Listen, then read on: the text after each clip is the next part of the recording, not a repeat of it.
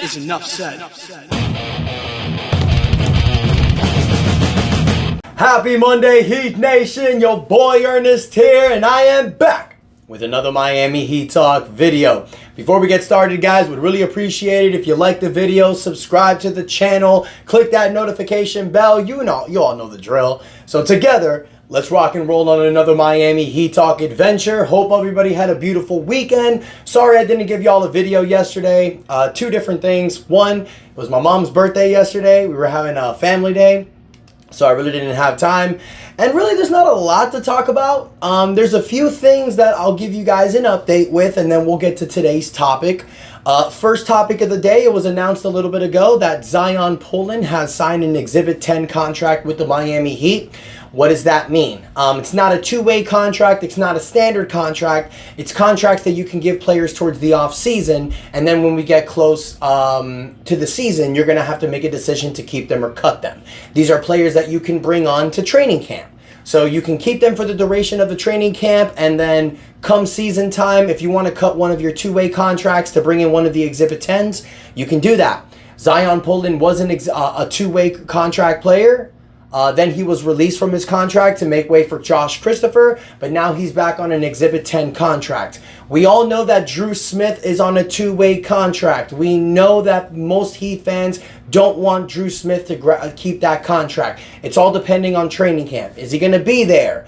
If not, most likely the Heat did this just to do the guy a solid so you can continue to pay him while he's getting treatment for the torn ACL. So that's a really good thing by the Miami Heat. Mad respect to that.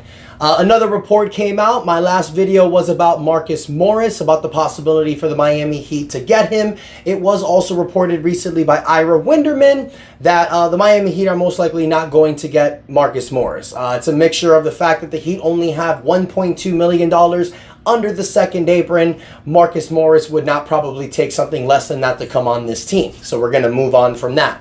The final update, and it's not one I really want to talk about, but there was a report yesterday that came out that Devin Booker thought that back in 2015, with pick 10, that the Miami Heat were going to draft him.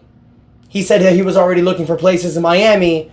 Pat Riley came to him and said we needed a Klay Thompson player, and they were looking to get Devin Booker. Guys, Devin Booker was going to be drafted to the Heat at 10.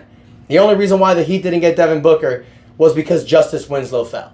At that time, Justice Winslow was regarded highly. He was in Duke. The Heat thought he was going to go top 5, top 7. He dropped. We saw the reason why.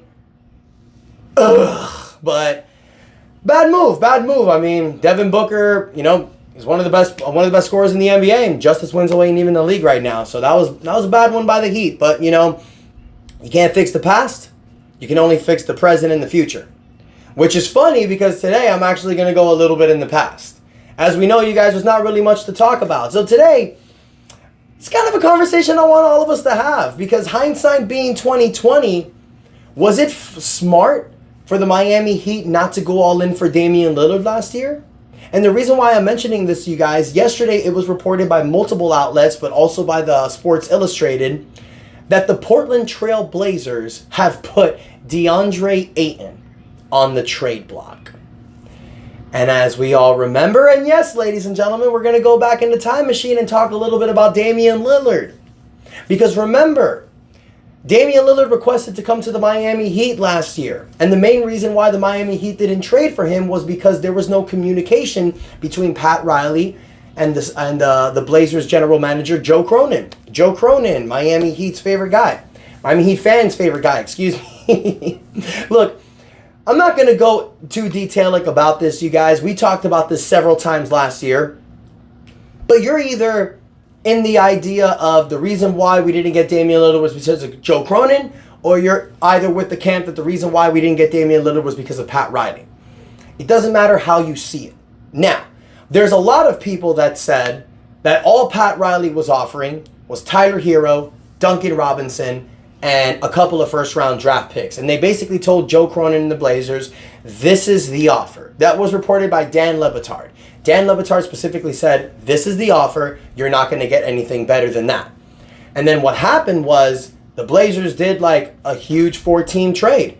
They ended up getting Drew Holiday. They ended up getting a sea of first-round draft picks. They got DeAndre Ayton. Then they were able to flip Drew Holiday to the Boston Celtics and get more draft picks. So in reality, it was actually kind of a beneficial trade for Boston. The problem was the players that they got back wasn't really that great. You know, you got, in reality, all you got was DeAndre Ayton, Malcolm Brogdon, and a few role pieces that didn't really even turn out to anything. And in reality, the Miami Heat were offering Tyler Hero and Duncan Robinson. Now, let's be honest.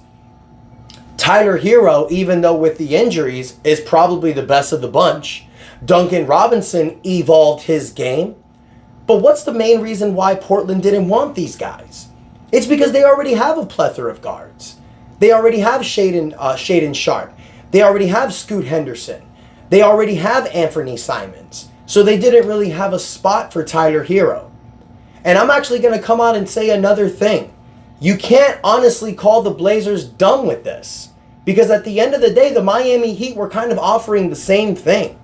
Now the question is, were the Miami Heat actually prepared to offer players like Jaime Jaquez Jr., Nikola Jovic in the package? From what I heard from guys like Ethan Skolnick and Ira Winderman, the answer was yes. The answer from a couple of these sources was that the Miami Heat was prepared to do a 4-team trade. They had Phoenix in talk, and then they had a couple teams like Indiana and San Antonio interested in taking Tyler Hero's contract to unload some first-round draft picks. And I even reported this before Damian Lillard went to the Bucks, you guys. The proposed trade was Damian Lillard would come to Miami. The Portland Trail Blazers would get Kyle Lowry. They would also get Nikola Jovic, possibly Jaime Jaquez as well, and future first-round draft picks. The Miami Heat would have also sent Caleb Martin to Phoenix. Portland would have sent Yusuf Nurkic to Phoenix as well. Tyler Hero's contract would have been absorbed to either San Antonio or Indiana.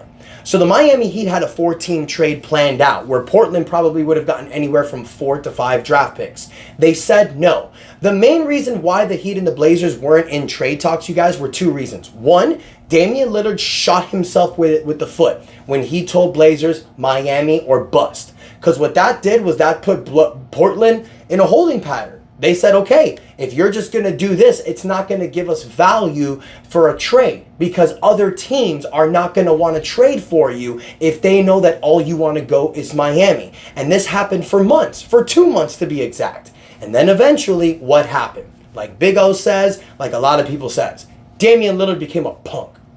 He didn't stand with his guns like James Harden did. He wanted to play the nice guy. He wanted to play the victim. So he went to his agent and he said, look, if you can't do Miami, I'll go to Milwaukee or Brooklyn. And immediately, dude was sent to Milwaukee. Now the question is, with Damian Lillard being 36, knowing how he got injured in the playoffs, knowing that he's going to be getting paid a lot more money, going on to his 36, 37 year, was it smart for the Miami Heat not to trade for Damian Lillard? Because you have emerging players like Jaime Jaquez and Nikola Jovic ready to take that step. You probably would have had to include Duncan Robinson maybe. You probably obviously would have had to include Tyler Hero. So you would have had to gut your team to bring Damian Lillard in this team. And let's say Damian Lillard got injured. He did get injured last season. Let's say that happens again. Jimmy gets injured. What do we have moving forward? So if you ask me, I think it was beneficial for the Miami Heat not to trade for Damian Lillard. Because now, you still have a team that can contend for this year. Jimmy Butler, Tyler Hero, Terry Rozier, and Bam Adebayo, that's a big 4 that I'll bet money on. But then you also have these guys, these dogs, with this big 4. Jaime Jaquez Jr., Nikola Jovic, Duncan Robinson, Kevin Love. You drafted Khalil Ware. You have Alex Burks. You have Josh Richardson. You have a core of players that are ready to commit and ready to help you win. And I'm excited, you guys, to see exactly what the Miami Heat has in store for us this season. Because you have other dogs like Haywood Highsmith. You have guys that are ready to prepare to win. All we need is a fully healthy roster. I know that's the stigma. I know it's annoying to say. But let's see what we have. And it's like I've said, if we're not fully healthy this year, that's cool. Because this running back mentality is over. Now, Jimmy will be a free agent. Maybe you can move Duncan's contract. You can get yourself on financial flexibility. And one thing it won't be, such a mind F for Miami Heat fans. So Heat Nation, let me know what you think. Do you think it was a blessing in disguise that we didn't get Damian Lillard, or are you still hurt about it? Do you feel that Damian Lillard could have been that missing piece? Let me know in the comments your thought, you guys. Don't forget to like the video. Do not forget to subscribe to the channel as we push the 5,000 subscribers. Thank y'all so much for the love and support. Until next time, your boy Ernest out.